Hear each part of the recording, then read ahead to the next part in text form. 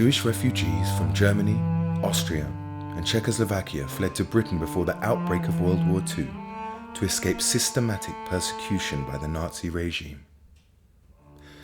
By 1939, about 60,000 refugees managed to emigrate to the UK on domestic service visas, transit visas, as unaccompanied children on the Kindertransport, or through other forms of sponsorship. They were joined after 1945 by a small number of Jewish children and young adults who had survived the war in Nazi Europe, often without their family, in concentration camps, in hiding, or with false identities. Another wave of refugees, many of them Holocaust survivors, came to Britain from Hungary in 1956. Since 2002, the AJR Refugee Voices Archive has captured the testimony of more than 250 of these refugees and survivors. In these oral history interviews, the interviewees recall the stories of their families and their childhood homes in places like Berlin, Vienna, Prague, Krakow, Cologne, Frankfurt, Bamberg, Bratislava, Bonn, Budapest, Munich, Hamburg, and many more.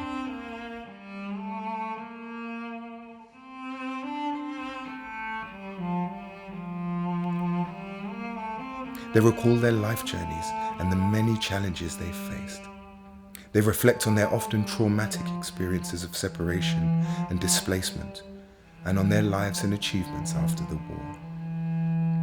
Some of the interviewees have been active Holocaust educators for many years. Some have never told their stories.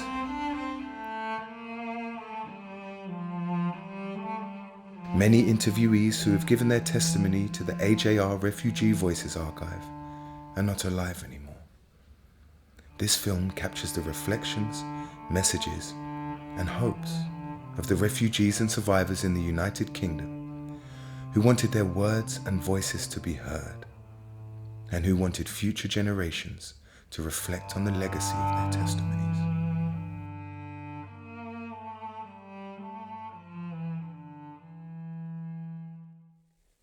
My message would be, think of the past and don't let it become the future.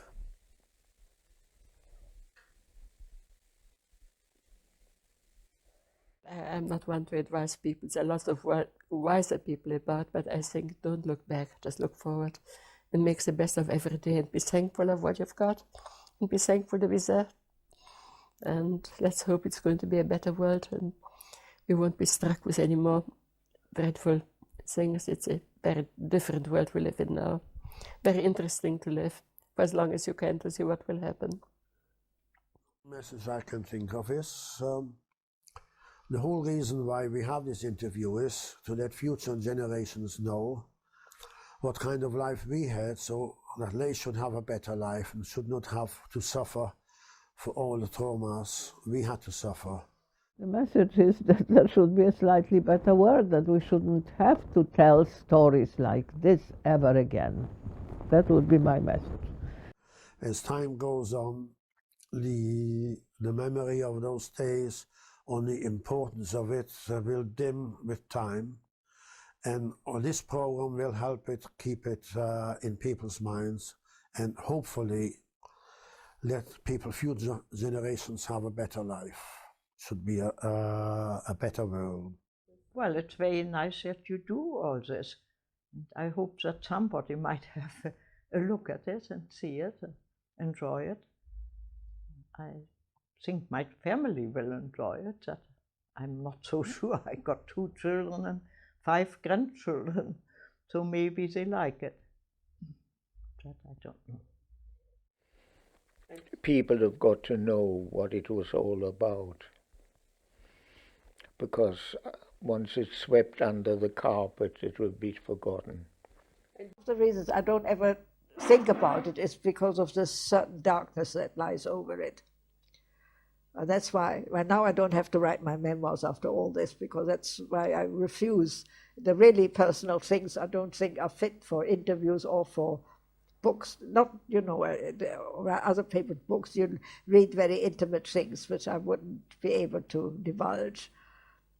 Can't think of anything you have not, and I probably talk too much, which is not my way normally, but once you get me going on a subject, I talk about it, and I hope it's of some interest to you and whoever is going to see this one day. It is good to talk about it, and I wish now, looking back, that I had done more talking, and mainly I had done more asking rather than talking, because maybe I would be able to say much more of all the things that happened to me, but I don't know.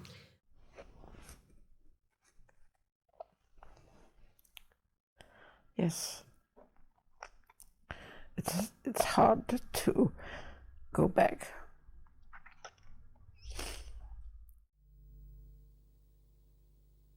To speak about difficult things is the only way to get through. And to open up these things is the only way, really, to save generation after generation. It's a fairly tough story. You had a tough experience. Yeah. But that's how it is. You can't change it. No.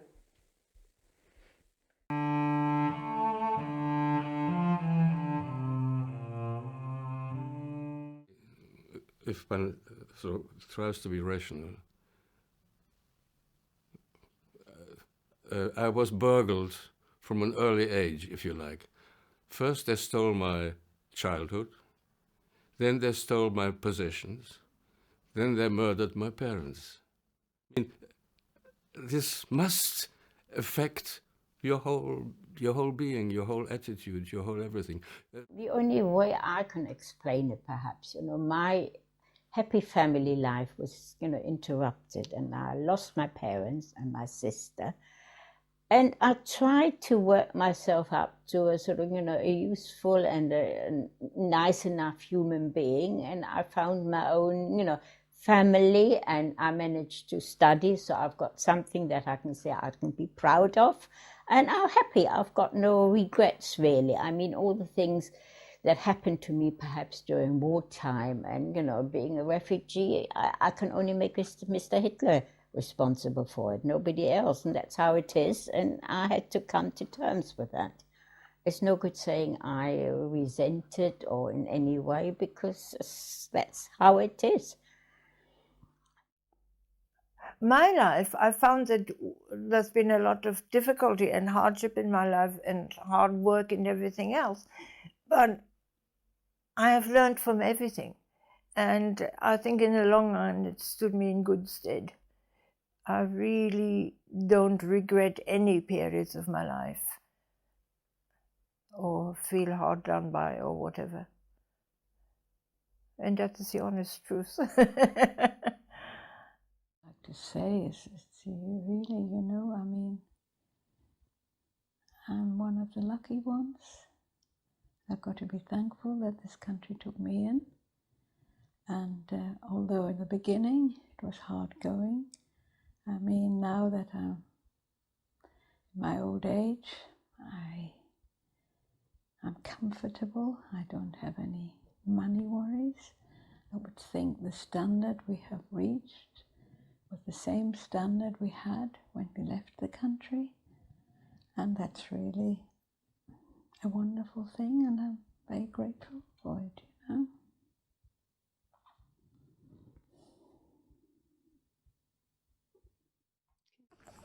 In a long time that I'm here, you have lots of experiences and memories,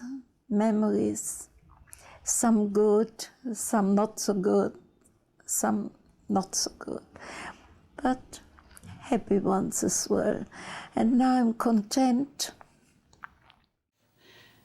I have my memories, I don't dwell on my memories too much, but sometimes it comes back to me all over again. Sometimes I sit on this comfortable chair and just think of all those things that I've been talking about. My dear parents, of course. Never ever will I forget them. My sister, my lovely, lovely sister. But I have no chip on my shoulder. I don't feel anybody owes me anything. In fact, on the contrary, I feel very grateful to the many, many people. For instance, to my dear mother, what courage she must have had to sign that paper sending me away. You live a normal life, but you never ever forget. You cannot forget. And I wouldn't want to. Can I forgive? That's difficult too, but life must go on. We should all live in peace and together, and that is the main thing. Yeah. I have always been the forgiving type, so that I can't alter. Whatever happened, I have always been. There have been good things and there have been bad things in life, but you must remember that you can't go through life hating people all the time. Been lucky, very lucky. I mean, what is there not to be lucky about? It's giving me a good life.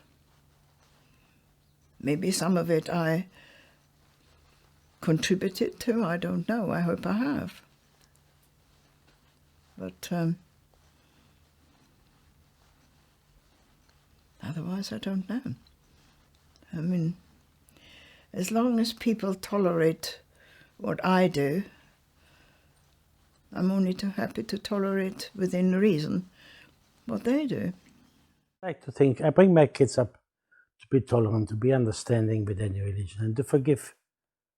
But it's very difficult. I can't forgive the Nazis what they did. I can't.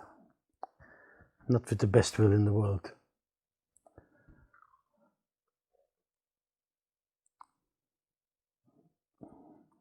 The strange thing is, somebody asked me, do you hate these people? It says the people who did perform all these atrocities are not alive anymore. Hardly anybody. They may be the odd ones still. And hate is not something that's good for you anyway. If you hate, you feel you hate yourself. You know, it eats you up. It's sad. And I said, they asked me that, do you think things will get better? I suppose if we educate the young people well enough, maybe it'll get better. Well, I think part of me says you've got to get over the past. You've got to remember it so it doesn't happen again. But you've got to get on with your life. You've got to do things that help yourself, your family, and society. That's what I've always felt. It's not something I thought about rigidly. I didn't think about the fact that my parents died in the Holocaust. I think about what I can do to help. Went to Vienna to put these stones down for my grandfather and my mother, Elsa and Leopold. And I thought I could move on, but time has shown me that I still have that stone in my shoe. Loss of family is a big thing, you know, that you're never part of an extended family. And well, I mean, I suppose now I'm part of an extended family going downwards to the younger generations, but in the sense of having lots of kith and kin around, that's all gone, which is a shame, and we're all sort of scattered, you know. I mean, the experience of war, maybe it gave me lots of to accept many things that otherwise I wouldn't have accepted, to be grateful to things that maybe I wouldn't have picked as something to be grateful for. Maybe that yes, because to survive, that was the number one thing. Yeah. To find the family, the close family. I think perhaps it gave me the additional stimulus to make up for all that. The fact that we've had to run twice to first Holland, then to England, etc. It's given me sort of something to work and to achieve and say, right, okay, that's happened, right, now let's not cry over this. Yes, remember, yes, just be aware of all that, but get on with life. I've always believed in there's something else. Carry on, go on with your life, with what you want to achieve, and my refugee status has never inhibited me. I have no inferiority complex. Well, one thing I would say is, one's just got to be oneself. One is how one is, one has one's history, and there's nothing much you can do about it, and I don't know that one needs to be ashamed of it either. And I think actually it's quite a good thing, I mean, from some points it's a bad thing to live long, which I'm beginning to do, or have, but I think in some ways it sort of adds to one's perspective. I quite like now that I can sort of look back on all sorts of things, and don't know whether with any greater wisdom, but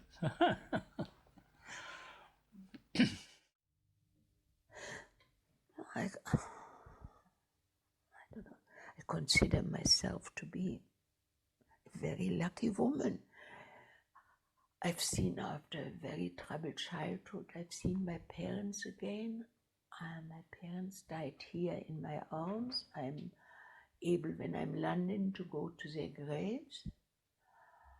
I married my husband here. I have my son here and my daughter-in-law, my grandchildren. I'm a very lucky woman, and I'm very old. I never thought I would go through all that, come to that ripe old age, and I have to be grateful for, and I am grateful. To be thankful for to the Almighty over the years. I sometimes wonder why was I spared and so many others not? And sometimes one has a guilt feeling about it. In spite of what I've been through, I still feel the Almighty has been good to me. Sort of in the outcome, I'm very lucky to have such a wonderful big family. Maybe that's why the Almighty spared me. I don't know, I've been married for 3 times, and I've had 3 very good men. I will say I'm one of the lucky ones that came over, who had a lot of things here from home. And although 7 years were not very happy, I was still lucky to have had them, because without them, I would be where everybody else was. I'm happy that I'm a survivor. Millions got killed, so I'm one of the lucky ones. I'm the one who got away. That's all. I can't make myself different. But it is so that there's some people, they won't probably not think about it at all. But no, I can't do that. But a religion, there's a God, and God will do, God help, be good to us, and we will be behaving, dementsprechend. Das ist Deutsch. So Don't you think the same? I used to think when I was a youngster, why was I saved? And I still sometimes think there must have been a reason, but I haven't found out the reason yet. And I just try to be as helpful as I can. And I think I sometimes wonder whether I believe in God, but there must be something, and there must be some reason why I was saved and somebody else wasn't. I'm very conscious that my, in inverted commas, success story, which is not untypical, has not been universally shared. And I'm very conscious that there are others who are less fortunate than I have been, and that really the distribution of life chances in this world is often a very random business. I must say that I'm just thankful that I've been in this country. After all, I came here with nothing, and I did build up a home. I have got a family, my children, and so on. And I hope that the children will be also thankful and good citizens for the country, and they will benefit from their efforts.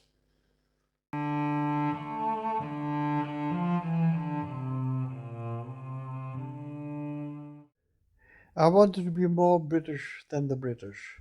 You know, when somebody I travelled with on a bus spoke German, I must speak German. But that now I feel,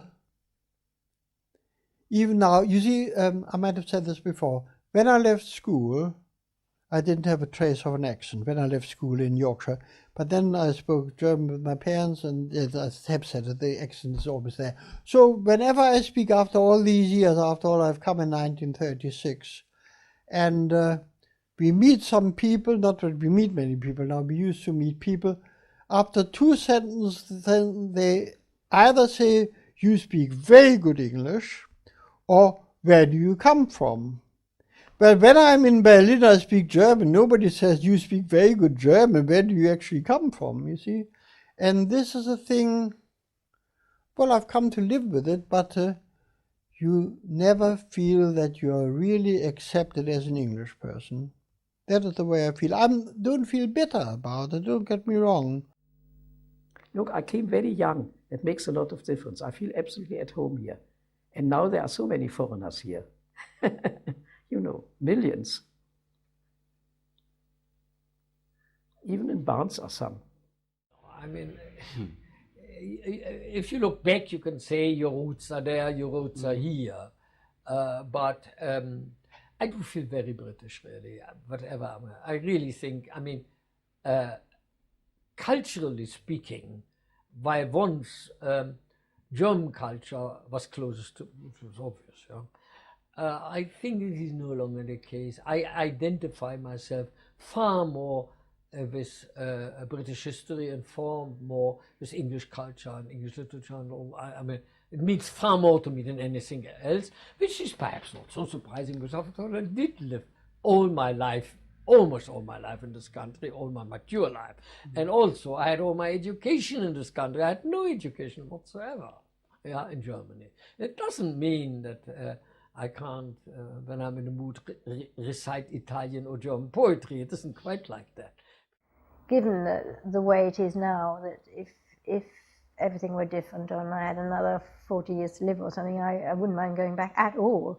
But I mean, I think that's actually probably an illusion. But in the sense, you sort of feel certain sort of almost sort of Heimweh actually sometimes for that. There are certain things you always respond to, and I suppose different people respond to different things. If I'm in a wood, and especially if it's a pine wood, I think Berlin, I think home, you know. To copy Lucian Freud, we're here because we're here because we're here. Yes. I'm here. Mm-hmm. Yes. Meine Heimat is in my heart and my head. Mm-hmm. Yes. I have no no deep sense of belonging. I do feel very British. No, I was born in Germany. I couldn't live there anymore. I came to England. I was happily received here. I've been happy here. I've made a life here. My family is here. And the label I'm happy to have is British. I've often thought, why on earth didn't I change my first name? Because what's your name? Inge? Inge? All right, Inge. All right, Inge. Nobody ever spells it correctly. It doesn't matter. It's become a talking point, actually. So when I'm introduced to someone, at least we've got something to talk about, even if it is only my name. I would say I never felt, as I told you before, as a refugee anywhere. I never felt anywhere as the main, let's say, the German, the Englishman, never of that. I always want to be regarded as a simple, normal human being, nothing else. And I would wish that if many more people would think like that, then the world would be better. Yes, so multiple identity is one of my big themes. I belong to Deal, where I live now. I always had this sense of local belonging. I'm certainly a British subject. I'm a passionate European. Well, I mean, jocularly, and I do this not infrequently when I have to introduce myself to people, I say that I'm an English gentleman with a German accent, or that I'm a Jewish English gentleman with a German accent, if it happens to be appropriate, and that's what I feel. I am totally identified with this country. I wouldn't want to live anywhere else in any other country. I would be prepared to exert myself very considerably to benefit this country. Britain has given me the most wonderful opportunities, and although I spend my time criticising conservative British governments, I think I've had enormous opportunities, and Britain is still a wonderful country, and I've been incredibly lucky, and I've had opportunities which I wouldn't have expected to get. Arriving as a little child, a little refugee child in London, at the just before the war, I would never have expected to have such opportunities. I think I see myself as British. Yeah, pretty largely British, but sometimes when I meet fellow refugees, I revert back to feeling a bit like them. And, you know, when I was driving along Holeczkowa in Prague, where we used to live, you know, I did have more than a twinge. So, you know, I can feel quite emotional about that, but on my day-to-day things, I feel British. I'm convinced I'm multinational. I don't believe in patriotism only in my country, right or wrong. I feel myself, I've got a British passport, but I feel myself very close to Holland, very affinity, very close to Israel, and I've become reconciled to Germany too, because the Germany now is so different than it was 50, 60 years ago. I can't say that I feel at all English, not at all. I feel a bit of everything. I feel a bit at home. I mean, I feel certainly at home in Israel in many ways, but I feel a bit at home in many areas in the world. But I don't feel totally at home anywhere. And if somebody says, what's your primary orientation, I would say Jewish. Jewish. My home is in being Jewish. I mean, I do feel at home in some ways in Germany. Very much so. I mean, not only language, but in other ways. I can easily sort of connect up with many people. But I mean, I would no way ever have denied what I am, because that would be unthinkable after losing everybody. I can't, again, you're stateless forever, because I mean, I have this loyalty to the British, but you don't really, I don't know where I belong. I still have this very strong affinity feeling with Germany, with Berlin, whether I like it or not. So.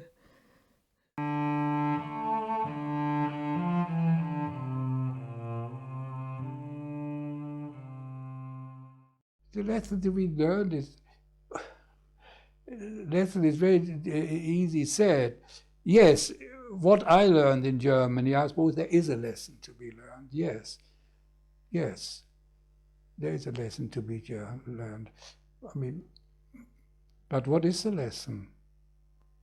If we knew that things like this shouldn't happen, that never will happen again, then we said we had the lesson we learned has helped. But we don't know. The world is full of still not where bombs are flying all over the place. Is that so nice? It's a very difficult thing to answer. Only basically that my experience has been fairly gentle, in the sense that I was very, very lucky through this very lucky Hungarian passport. My life has altered. It did change. And I want people to know that this change need never, ever have happened if people would have been more tolerant. Tolerance of other people. We may be Jews, we may be Muslims, we may be whatever, but it doesn't mean to say we haven't got the same feelings, the same wants, the same desires that other people have got. We want a house, we want food in our stomachs, all those things. And I hope that through this film, through this talk, they will think twice before they do anything like as the last Holocaust. Please try and understand other people. Try and put yourself in their shoes. Don't quarrel about such very small things. And be tolerant. I don't think you can be tolerant all the time, because there is intolerance. But please try and tread on it with trying to stand in their shoes. Because as I said before, from small fights and small quarrels become big fights and wars. And the only thing we have to do is to prevent wars. Look, do you mean a message to the people? Yes. Never forget your identity.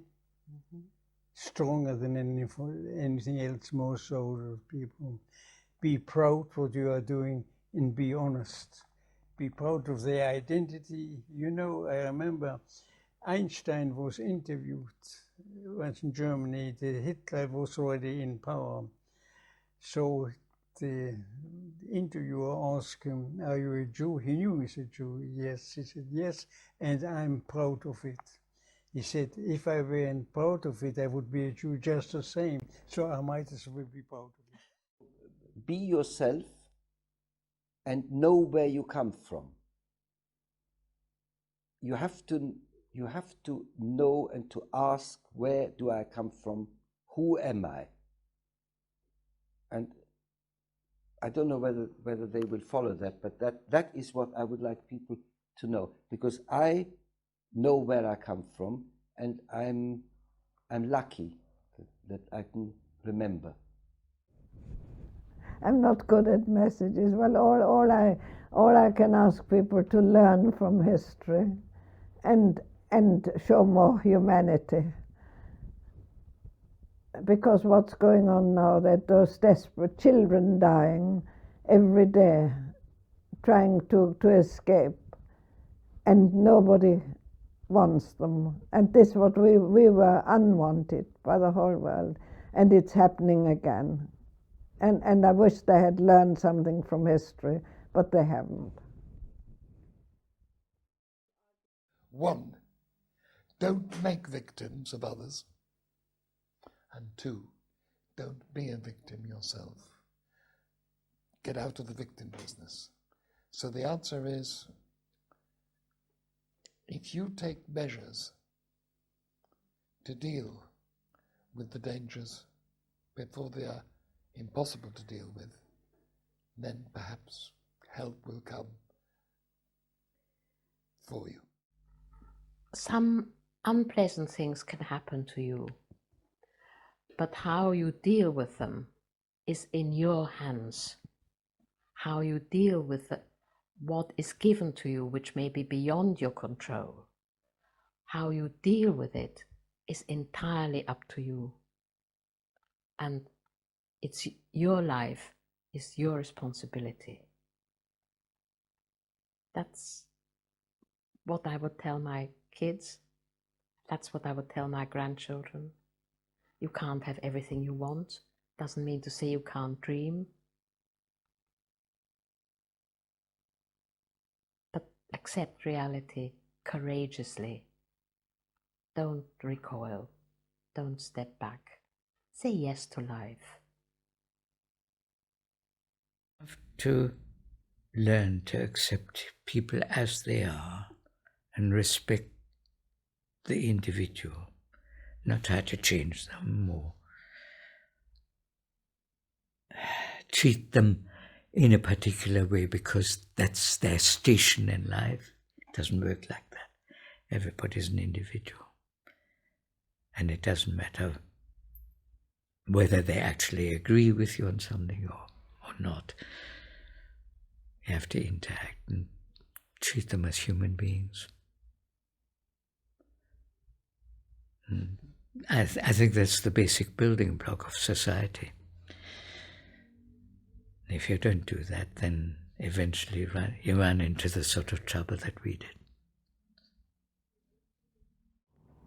Well, it's always said we don't learn from history. I hope I've learned something from my own history, and I hope my children and grandchildren. I'm very proud, Whatever I've achieved, the greatest achievement is always to keep your family together and inspire them, Without, much trying hard, but I've managed to do that. They're following very much in liberal Jewish footsteps and teaching and practicing, which is very rare, even among the rabbinate nowadays. So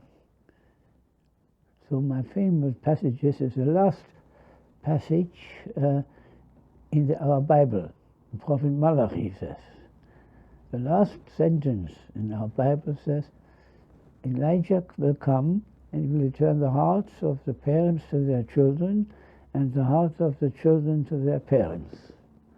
So very often, even conducting funerals, I quoted that. If you do nothing else to cause Elijah to come or bring the messianic age nearer, you keep the family together. I hope that some people will learn of it. You can't wait for miracles to happen by itself. You must help the miracles with your behavior, with your saying, with your talking, to get realized. But wait, you can have a prayer book in your hand and talk to God, help. You must help something to get the help. Do I have a message? I'm not very much given to large-scale moral messages. There are two things which I keep on transmitting to my children, one of which is from my father-in-law, in whose bar mitzvah book was inscribed the word, "Depart from evil and do good, seek peace and pursue it." That's something that I transmit to. It's from Psalms, Sur Merah Ve'asetov, Chapes Shalom, Bakesh Shalom Berodfechu. The other one is from Micah.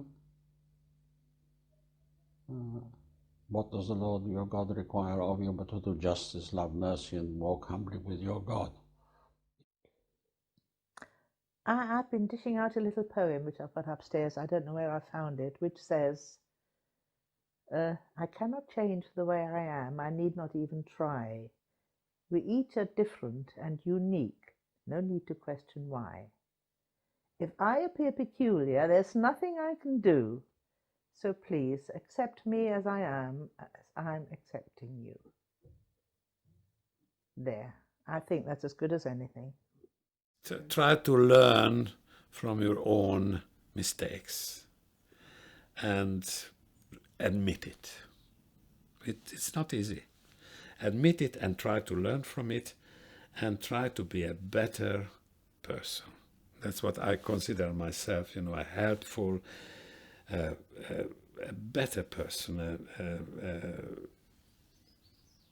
share with your life with people who are not so fortunate as you are.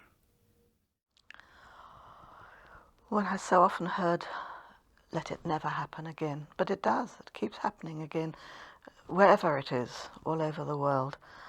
And so I suppose it ought to be talked about. But even with all the talking that one does, it does happen again. I think human nature must be pretty awful to let these things happen all the time.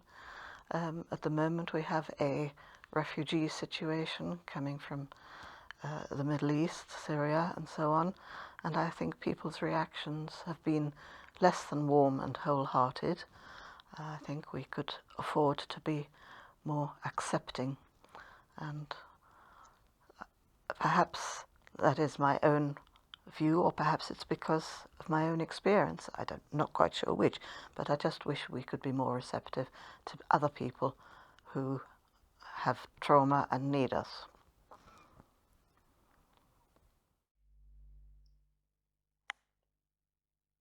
I hadn't thought about it until this moment, because I'm not really a messenger, but I would say that when all is said and done, Goethe said it very well. And far be it from thinking myself as wise, I'm certainly not wise, but Goethe said, to a wise man, all ports are havens. And I think I agree with that. Even if one isn't wise, one may look at life in that way. And perhaps that's the best way to survive the vicissitudes, which undoubtedly every life has. And I think it's wonderful to be alive, whether you're an émigré or not an émigré. In other words, live your life so that you can look back and say, I've done the right thing. It's even if it means swimming against the stream. It may be difficult, but it's worth it. Mm-hmm. And I can say, well, it's tough. Don't think it's not tough. I wish him luck. I wish him strength. Be yourself, be honest, and do with your life the best what you can. I still give that message out that please don't hate.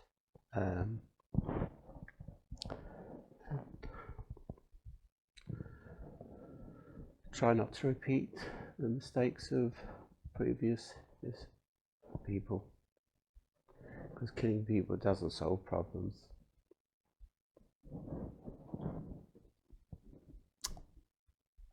That's about it. Only to try to think of other people as individuals and not to think of people en masse, not to stereotype, because there is such a thing as mob mentality, and it can lead to dreadful things. And not to generalize. Everyone's experience is different. Not even to talk about the Germans. There are lots of different Germans. And today's generation is totally different to the generation of the Nazi period. And they're much better. It's a much nicer generation than 2 or 3 generations ago.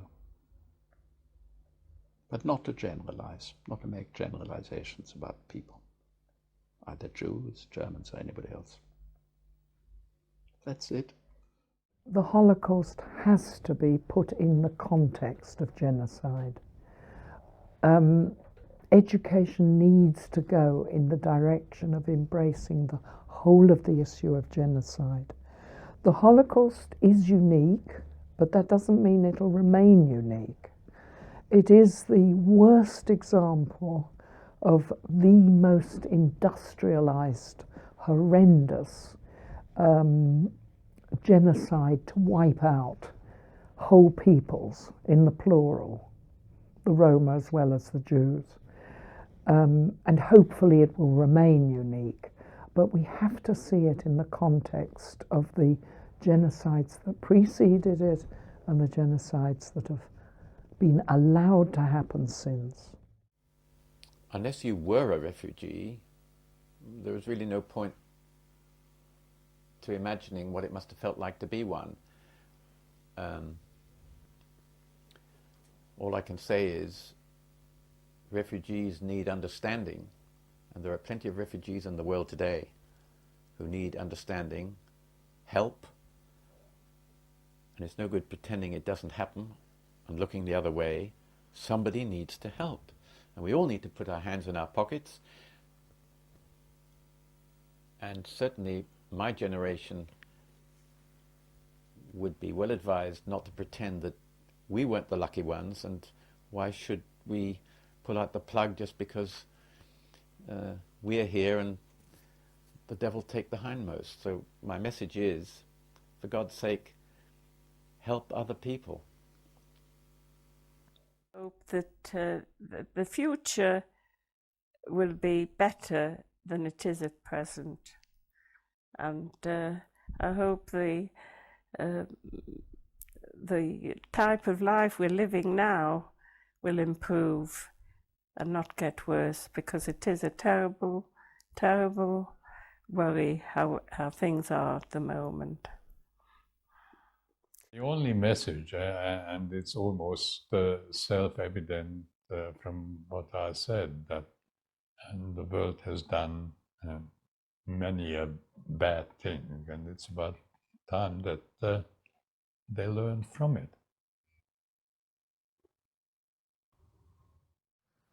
I think one has to be tolerant, one has to be educated, one has to know. One has to educate oneself to know what happened.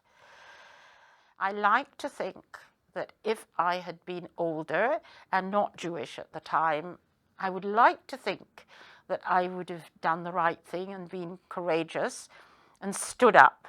Try to help people are in need. Try to give some time, give some effort, give some love to the community, to the people. They desperately need it. And you never know, you may need it as well sometime, so you better give it now whilst you can. Really, nothing else. I mean, that is my attitude to life. I think perhaps the main thing is that material goods, however wonderful, are not really important, and that what really truly matters is the family and friends, other people, and that is what matters. Nothing else really matters, and that's something I try to live up to, and blessed with a wonderful family. Yes. I think the point is that never to give up hope is the important thing. To be very aware of other people's suffering and tragedies, and to be helpful, and the importance of friends and community, and to make something out of every opportunity that comes your way, to invest it with hope and helpfulness. Answer your question, I'm not a nationalist. I really believe that the world is in such difficulties because each one is too much a nationalist and does not think of the other person as a simple human being. And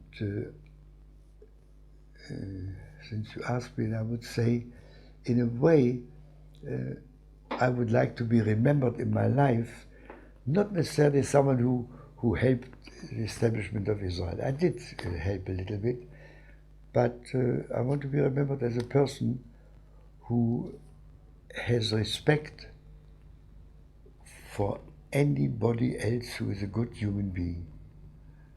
And I would wish that the world, when I'm gone, should go in this direction. What happened to me, it happened to thousands of us. Millions have been murdered. Of the thousands, hundreds are talking about it like I do. Good luck. Tell the world as much as possible. By telling, we won't forget those that have gone, and hopefully it won't happen again. Well, I wish anti-Semitism was over and people learned from what has happened in the Holocaust, etc. I hope it never reoccurs. This Holocaust experience, we haven't learned anything. And I think that this is the message I would like to send, that one should learn that you don't achieve anything by killing people.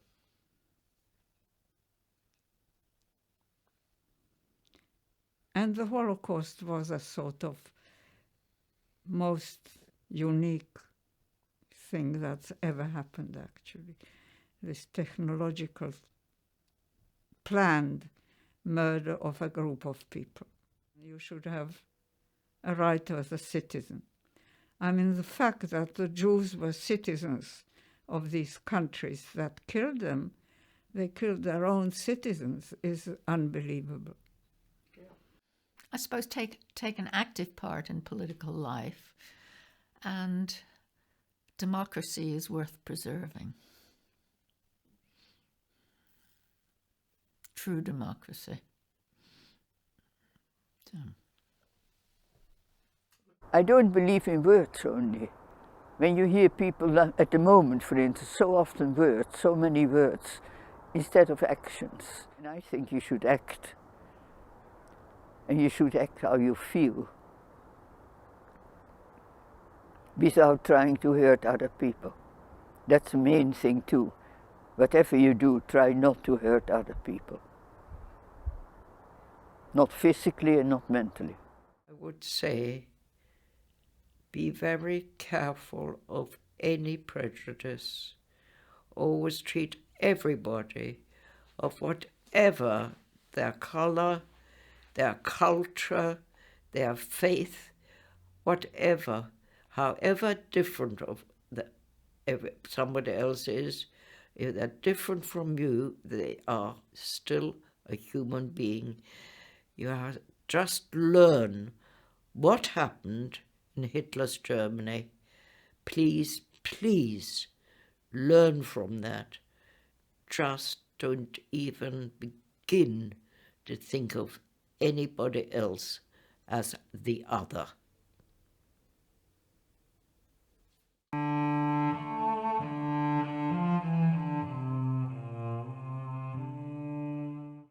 I have often thought what would have happened to me in Vienna, and I never liked that prospect. No? No. Why what do you think would have happened? Oh, but I have no idea which way it is, but I don't know what kind of job I would have ever got and so on.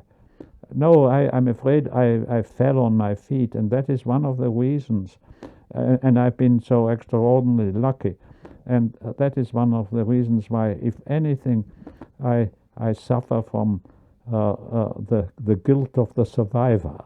All the luck in my family, my parents didn't, and nor had my sister. Right? I was the lucky one. Let's hope it continues. I probably would have been an engineer, well, what you call draftsman here in Germany, and would have earned quite a lot of money, I would say, you know. And here I had a bit of a struggle to earn some money and to do my living. But I'm not complaining, don't misunderstand, I'm certainly not complaining. But it would have been easier, let's put it that way, you know. I mean, now I'm retired and everything seems to be beautiful, but it was not always beautiful and easy to live, you know. But I don't mind, somehow I got through very well, you know, I can't really complain. And I'm not the one who has got to have everything. I would have become a good German, I suppose.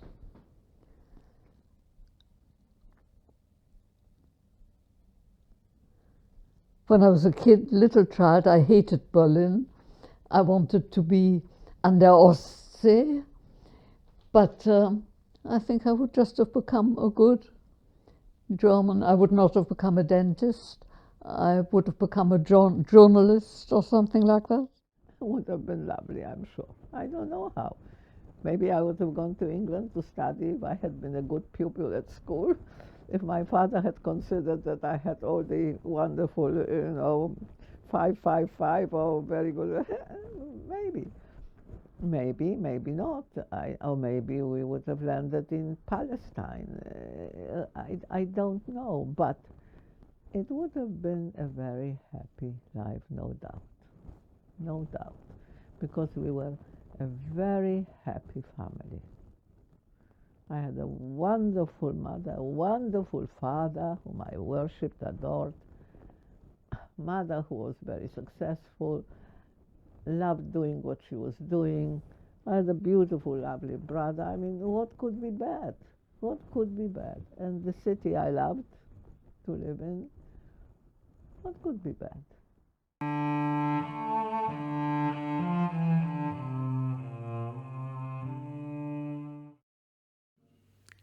Well, I think my message would be when you have difficulties, keep it in context and remember that people like ourselves were in much greater difficulties in considerably recent past. As much as I can leave behind me, definitely my hope that people learn to live with each other. If I look down from somewhere and see what's going on after my time has come, then I'll watch out and see how much of that has improved. But it'll take generations. It will take generations. I have no illusions about that.